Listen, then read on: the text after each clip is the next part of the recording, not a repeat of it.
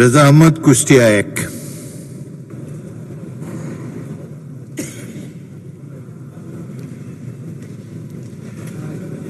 মোহাম্মদ আব্দুল আলিম, বাগেরহাট ৪। মাননীয় স্পিকার, আপনাকে ধন্যবাদ আমাকে সুযোগ দেওয়ার জন্য। কার্যপ্রণালী বিধি ৭১ বিধি অনুযায়ী আমার আজকের মনোযোগ আকর্ষণ করছি আমি মাননীয় পানি সম্পদ মন্ত্রীর মহোদয়ের। মাননীয় স্পিকার, আমার উত্থাপনীয় বিষয় হল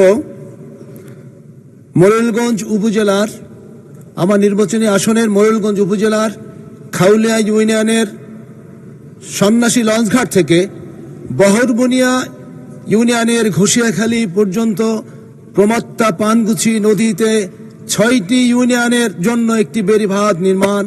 মাননীয় স্পিকার, দীর্ঘদিনের মানুষের প্রাণের দাবি, বেড়িবাঁধটি যদি নির্মিত হয় তাহলে আমাদের এই ৬টি ইউনিয়নের মানুষের জীবন সম্পদ নিরাপদ থাকে।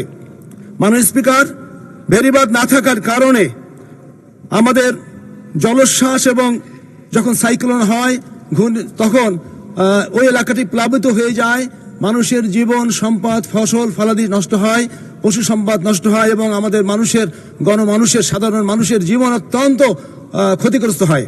মাননীয় স্পিকার, লবণাক্ততা একটা গুরুত্বপূর্ণ বিষয়।